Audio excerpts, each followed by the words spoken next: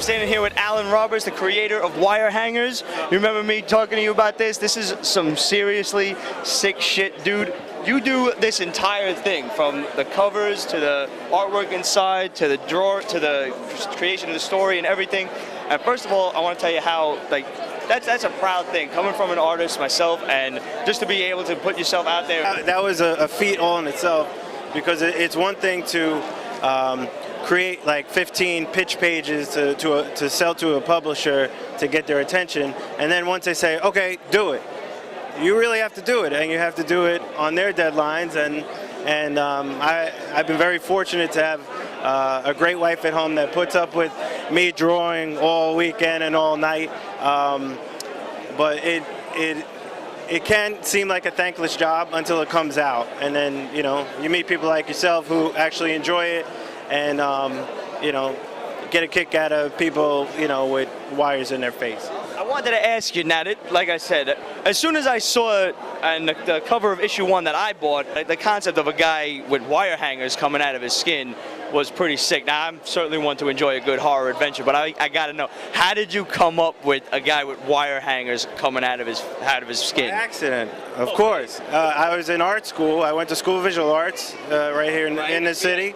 I went to FIT, actually, right across town. There you go. So my teacher was Walter Simonson. Okay. So that was a great experience. But somewhere along the line, I had a painting class, and the teacher inspired us to paint really large. So I had this gigantic canvas, and I decided to paint a large red hand. And he said, maybe you want to be a little more creative, maybe add some collage to it. So I found some coat hangers from the closet, and I started to make these coat hanger imprints in this giant red hand. And I said, wow, that could be really sick if it was a comic book character. And it really, literally just started from that concept, and then building a cast of characters around this and developing the story over a bunch of years. Basically, what we have here in the story is this kind of shadowy government intrigue with one faction of the government experimenting on just random people, kind of kidnapping people and doing horrendously fucked up experiments to them. They're taking out their eyes and making them into like zombie soldiers, which, by the way, the artwork on the removal of the eyes and everything, when in the 4th issue when they were coming out of the cells, that shit was really sick. But I noticed that, like, afterward, this guy's kind of like the unsung hero. Was kind of, I harkened back a little bit to Spawn, being that like his face was a little disfigured, and he realized, like, all right, I'm kind of the anti-hero here. Everybody hates me. I'm ugly. They think I'm the bad guy doing this shit in the first place, which by issue 4 you realize that obviously he's not. And they think he's the king killer, because every time one of these people disappears, all that's left is a king playing card. So they think it's this guy with the wire hangers. Obviously, like I said, it's not. And by the end of it, he just gets so pissed. He he kills all the zombies, and some of them escape. So now the next chapter in this series is going to be obviously him running through the city like Snake Plissken style and just having to kill these guys with a shotgun, right? Exactly. One of my favorite movies of all time is Escape from New York, and it very much picks up where that concept leaves off, because at the end of issue 4, these zombie soldiers are destroying Manhattan, and basically they cut it off at the bridge and tunnel. So anyone left inside is fair game, and it's really up to this anti-hero to put an end to it. I hope you get into more of that, is the whole shit with his mom and her hanging from the tree, which is a very sick visual, mind you. Maybe therapy, just a little bit, might want to look into something like that. But one thing about that is the first scene of the book was an actual dream of mine. And when I was developing my pitch pages, before I started submitting it to publishers, I really wanted something that was going to grab their attention, and that dream... It certainly got mine. And there you go. And that dream stuck with me even till this day. I could still picture what that looks like. The graphic in the book does not do it justice. Maybe a movie one day, but really put as much as yourself into it as you can to make it unique. That would be my best advice to up-and-coming illustrators and creators. Can we look forward to the origin of this guy and how he got the wire hangers in his body? Because we kind of went into it a little bit, but we still don't really know what happened to him. Can we see that in the next story arc coming out? When is the next story arc coming out? Well, we're still talking about that. I'm hoping for sometime next year. Okay. Being that I do all the artwork myself and I'm in a touring band and stuff, it gets it a little hard. But actually, exactly, it's for whims. But when you get into a publishing deal, you're limited to a certain amount of pages. And so for me, for the compiled trade book, which will come out in November, it was 124 pages. So I had X amount of pages to deal with to tell this complicated story, mind you. So I really would have loved to go into more detail about the mom and his origin. There's a lot there, a lot of background to it, but I just, it wasn't conducive to the amount of pages. No, of course. The first story, you kind of got to get everybody interested, get introduced the protagonist and the bad guys, and have them kind of go after them. We can deal with the origin story later on. It makes somewhat of a sense, right? Yeah. Do you have an ending? Do you have an ending to it? Do you know how it's going to end, and is it finite or is it going to be ongoing? You know what? I was making half of this up as I was going along. That's the best way to do it. When I pitched the book to IDW, it was slightly different. There was no serial killer angle to the story, and that was something I came up with before issue 1 was done, and I think it really made the book. So, I kind of leave things like that open. Being that I'm the illustrator and the author, it makes it that much easier to have that kind of freedom. Yeah. Instead of, here's a script, go draw this to somebody, and then you're like, oh, but I really wanted to get that card image in there, It makes it a little difficult. Did they initially think it was about the laundry? Botched abortion, I've gotten a lot of that stuff. Okay, so, and do you have the next arc planned out, though? Yeah, I do. Yeah.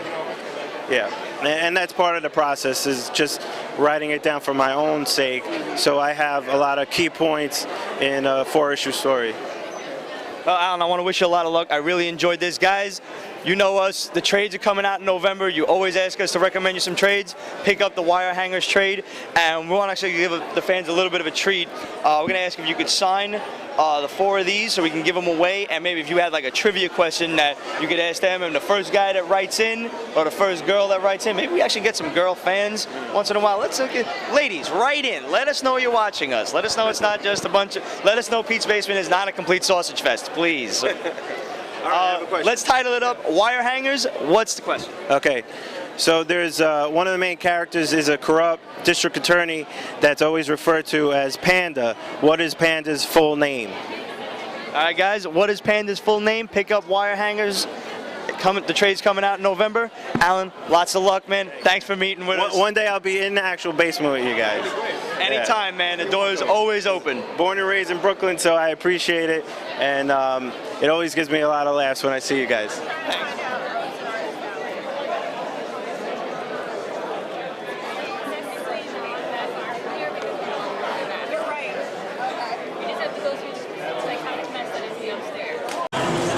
Is Scotty here by chance? I don't know, actually. I don't think so, because I've seen some of his tweets and he hasn't mentioned it, but I don't know. His artwork is phenomenal. It's funny, man. He also did, Mark Brooks did the inside video, he did the first 12 pages. Yeah, I noticed that. Our friend Justin has some of the artists look at it. It's like top 4 different people. Yeah, well, it's 2 different people, but then there's a back. It's still a really good story. He pulled off some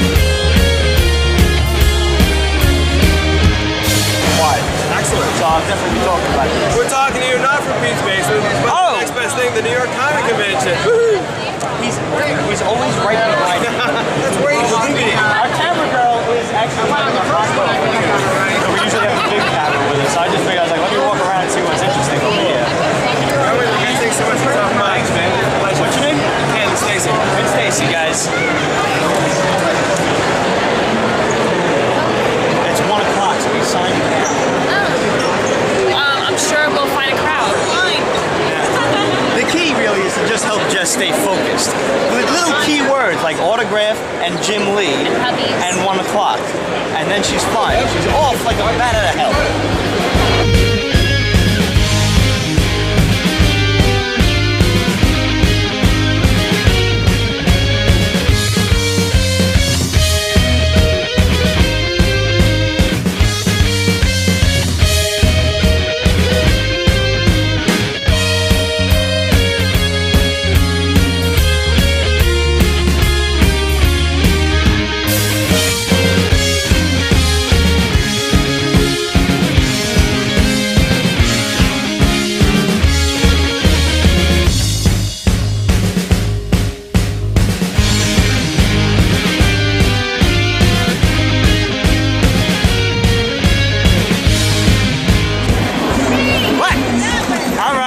The only way you can win is if the British Prime Minister announces that the game's over. Hi!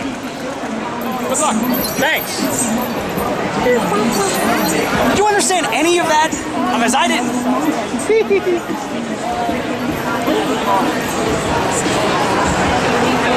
Apparently, I lost the game, and it's up to Britain to help me win.